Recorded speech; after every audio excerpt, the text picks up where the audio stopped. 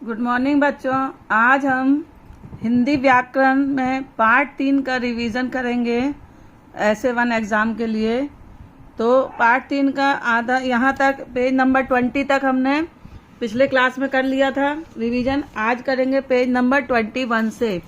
तो 21 में है वर्ण विच्छेद। वर्ण विच्छेद का मतलब क्या होता है? विच्छेद मतलब अलग अलग करना, किसी चीज़ को अलग अलग करना विच्छेद कहलाता है। और वर्ण, तो वर्णों को अलग अलग करना क्या कहलाता है? वर्ण विच्छेद। किसी शब्द को अलग अलग करके लिखने की प्रक्रिया को वर्ण विच्छेद कहते हैं। ये परिभाषा है वर्ण विच्छेद की। ये आप लोग कॉपी में लिख लीजिएगा, नोटबुक में अपने। अब देखिए, चूंकि वर्ण दो प्रकार के होते हैं, स्वर और व्यंजन।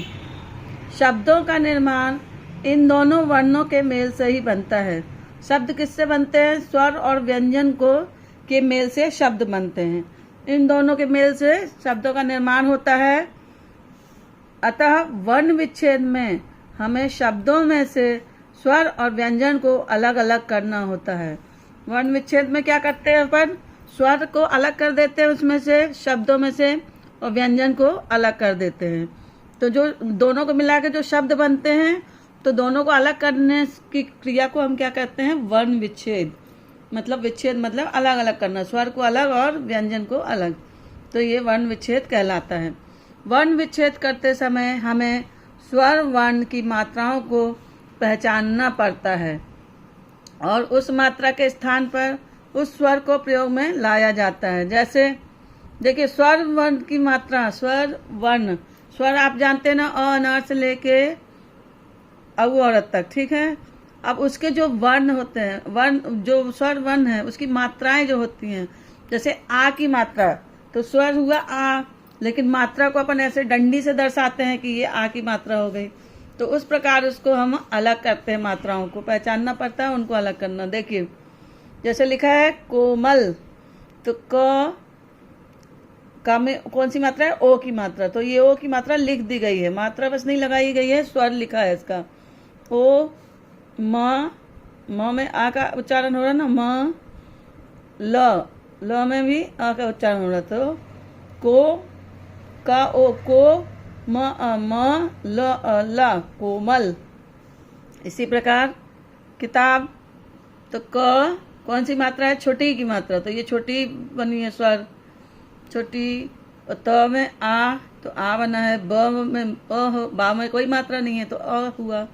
तो क ई की, तो ता ब किताब।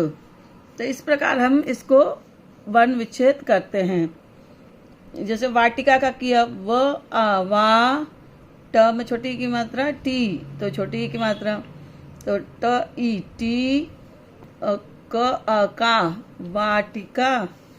तो जैसे अमृत, अ म, ऋषि की मात्रा है, ये ऋषि की मात्रा है नीचे, तो ऋषि की मात्रा त अमृत। अब देखिए, कौन अन्य शब्दों के वर्ण विच्छेद करते हैं। जंगल, अब इसमें कौन सी मात्रा? अंक की मात्रा लगी है। ज में अंक की मात्रा, तो ज अंक की मात्रा, ग ल जंगल। सांप में कौन सा? चंद्र बिंदु है, तो स आ में ऊपर चंद्र बिंदु, प सांप, प सांप। फिर माला में म में आ की मात्रा और ल में आ की मात्रा। वीर में वा में बड़ी की मात्रा, र में कोई मात्रा नहीं, तो र वीर। बगीचा में ब, ग में बड़ी की मात्रा गी, और च में आ की मात्रा चा, बगीचा। मनोहारी, म ना ओ, ना में ओ की मात्रा नो, ह आ की मात्रा हा, र में बड़ी की मात्रा री। तो म नो हा री। इस प्रकार ये भी दिए गए हैं, आपको वर्ण विच्छेद करके बताया गया ये सब। इसमें ऋषि की मात्रा का वर्ण विच्छेद है। फिर ए की मात्रा ल ए, और ब में बड़ी की मात्रा बी, जलेबी का हो गया। फ में बड़ा ऊ, तो फू, और ल फूल। कायर में आ की मात्रा, और इसमें बाकी में नहीं है। कुसुम में का में छोटे ऊ की मात्रा, सा में छोटे ऊ की मात्रा, सु। तो का उ कु सा उ सु म अ म कुसुम। फिर कबूतर में बा में बड़े ऊ की मात्रा, तो क बा में ऊ की मात्रा बू अत र अ कबूतर। तो ये ऐसे देखा आपने कैसे मात्राओं को वर्ण विच्छेद किया गया है और कैसे अलग किया गया, मात्राओं को कैसे दर्शाया गया है इस प्रकार ये उदाहरण के जरिए। अब देखिए नीचे और कुछ जानते हैं। र का प्रयोग, जब र स्वर रहित होता है तो यह अपने से बाद वाले व्यंजन के ऊपर रेफ के रूप में लगाया जाता है। कब लगाया जाता है? जब र स्वर रहित होता है, मतलब उसमें स्वर नहीं होता है, तो अपने से बाद वाले व्यंजन के ऊपर रेफ के रूप में लगाया जाता है। जैसे देखिए ग, र और व, तो ये अपने से बाद वाले व्यंजन, ये इसके बाद वाले में लगेगा, व में ये रा की रेफ लग गई। ऐसे ही पर्वत में देखिए प र व त, तो इसके बाद वाले व्यंजन में लगा व के ऊपर, है ना। शर्म में श के बाद वाले व्यंजन म में लगा है ऊपर रेफ। वर्षा में व, और ये वा के बाद वाला व्यंजन क्या है? सा के ऊपर लगा है वर्षा। अब आप देखिए जो र स्वर युक्त होता है, यहाँ तो अपन ने पढ़ा स्वर रहित मतलब बिना स्वर वाले में। अब ये स्वर युक्त मतलब स्वर के साथ होता है, तो किसी स्वर रहित व्यंजन के बाद लगता है। अब ये कहाँ लगता है? स्वर रहित व्यंजन के बाद। स्वर युक्त होता है र जब, तो स्वर रहित मतलब जिस व्यंजन में स्वर नहीं होता है उसके बाद आता है, तो यह उस व्यंजन की खड़ी पाई के साथ पदेन के रूप में लिखा जाता है। इसका मात्रा कैसे लगाया जाता है? इस प्रकार लगाया जाता है, ये है इसका, और इसको ऊपर रेफ के रूप में लगाया जाता है। इसे र पदेन कहा जाता है। जैसे देखिए क र म, तो कहाँ लगा? क में लगा रा की रेफ और म क्रम। ये क्या बोला? जब र स्वर युक्त होता है, र हुआ ये, ठीक है, और स्वर रहित व्यंजन के बाद आता है, तो ये स्वर रहित व्यंजन हुआ। तो ये क्या हो गया? क के नीचे अपन लगाए, तो ये हो गया क्रम। अब च क र, तो ये च में नहीं लगेगा, क में लगेगा रा की रेफ, तो क्र चक्र। फिर भ र म, तो भ में लगा, तो ये हो गया भ्रम। फिर अ ग र, तो ग के नीचे रा की रेफ अग्र, ठीक है ऐसे।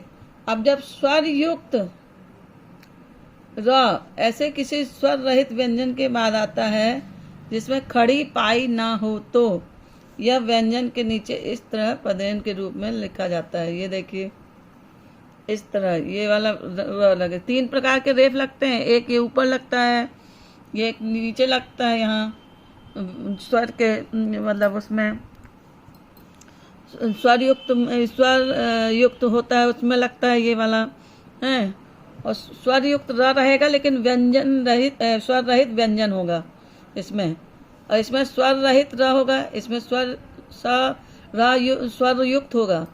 इसमें स्वर साथ में नहीं रहेगा और इसमें स्वर साथ में रहेगा।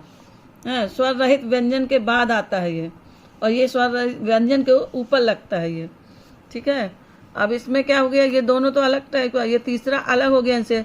स्वर युक्त र मतलब स्वर साथ में रहेगा और स्वर रहित व्यंजन के बाद आता है, जिसमें जिस व्यंजन में स्वर नहीं होता है उसके बाद आता है, जिसमें खड़ी पाई ना हो, जिसमें खड़ी पाई ना हो, तो यह व्यंजन के नीचे इस तरह पदेन के रूप में लगता है।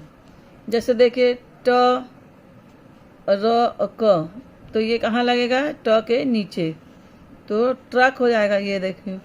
फिर रा स ट र, तो ये ट के नीचे लगेगा राष्ट्र। फिर ड र म, ड के नीचे ड्रम।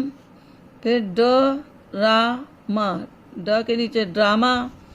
अब र के साथ ऊ और बड़ा ऊ की मात्रा उसके ऊपर नीचे या आगे पीछे नहीं लगती, बल्कि र के बीच में इस प्रकार लगाई जाती है। ये सब मात्राएं ऊपर नीचे लगी, लेकिन ये कहाँ लगती है? बीच में लगती है, र में। ये र में छोटा ऊ की मात्रा रू, और र में बड़ा ऊ की मात्रा रू, तो ये हुए रुई और रूप। रूप में बड़ा ऊ लगता है, रुई में छोटा ऊ, तो बोलने में पता चलता है अपन को ना छोटा ऊ और बड़ा ऊ कैसा आता है। अब देखिए, अब अपन ने इस पाठ में क्या क्या सीखा। व्यंजन के साथ जो स्वर का चिन्ह लगता है उसे मात्रा कहते हैं। व्यंजन के साथ स्वर न लिखकर उसकी मात्रा लगाते हैं। और अ को छोड़कर प्रत्येक स्वर की अपनी मात्रा होती है। अ में कोई मात्रा नहीं होती, बाकी सब स्वर में औ तक पूरी मात्राएं होती हैं। ऋषि की मात्रा व्यंजन के पैर में लगती है, जैसे ये क, इसमें ऋषि की मात्रा लगाई तो कृ हो गया। जैसे कृषि लिखते हैं ना, कृषक लिखते हैं ना, उसमें नीचे ही मात्रा लगती है। अब देखिए इसका अभ्यास कार्य। सही उत्तर पर सही का निशान लगाइए। क में कृपालु शब्द के क वर्ण में कौन सी मात्रा है? ये देखिए कौन सी मात्रा लगी कृपालु के क में? ऋषि की मात्रा। तो ये अपन देखेंगे कहाँ दिया ऋषि की मात्रा, ये ऋषि की मात्रा, इसको टिक कर लेंगे। फिर रुपया शब्द में र वर्ण में कौन सी मात्रा लगी है? छोटा ऊ। छोटा ऊ की मात्रा लगी है ना ये रुपया में, तो यहाँ छोटा ऊ कहाँ है? ये है छोटा ऊ की मात्रा, इसको टिक कर लेंगे। फिर दिए गए वाक्य में सही या गलत का निशान लगाइए। ऋषि की मात्रा व्यंजन के ऊपर लगती है, गलत। अस्वर की मात्रा नहीं होती, सही। व्यंजन के साथ स्वर की मात्रा होती है, सही। अब ये वृक्ष दिया है, इसमें गलत शब्दों को दूसरी टोकरी में लिखो, पहली टोकरी में सही शब्दों को पहचान के पहली टोकरी में और दूसरे में गलत लिखेंगे। तो ये देखिए, रमक कोई शब्द नहीं होता है, कलम होता है, तो कलम को यहाँ लिखेंगे और रमक को यहाँ लिखेंगे। ये आप लोग लिखिएगा, हमने सही शब्द बस लिखा है, आप इसको गलत शब्द को यहाँ लिखेंगे और सही शब्द को यहाँ लिखेंगे। गलत शब्द इस टोकरी में, ठीक है, और इसमें सही शब्द लिखेंगे। तो हमने सही शब्द को लिख दिया है, गलत को नहीं लिखा है, लेकिन आप लोग दोनों लिखोगे। तो ये रमक कहाँ आएगा? येलो वाले में। कलम ब्लू वाले में। रजगा कोई शब्द नहीं होता, तो यहाँ आएगा। तापपी कोई शब्द नहीं होता, वो भी यहाँ आएगा। कोयल होता है तो कोयल यहाँ। सेब यहाँ पे। रका नका ये कोई शब्द नहीं होते, तो इधर जाएंगे। और ये पेंसिल यहाँ आएगा। और ये बुकरत ये भी यहाँ जाएगा। ज्ञानी यहाँ। फिर रघु अंग, तो ये यहाँ जाएगा। खरगोश और खीरा यहाँ आएगा। मतलब कि ये जो शब्द दिए हैं इनका कोई अर्थ ही नहीं है, सार्थक शब्द नहीं है, कुछ भी लिखा हुआ है सार्थक, इसका कोई अर्थ नहीं निकल रहा है।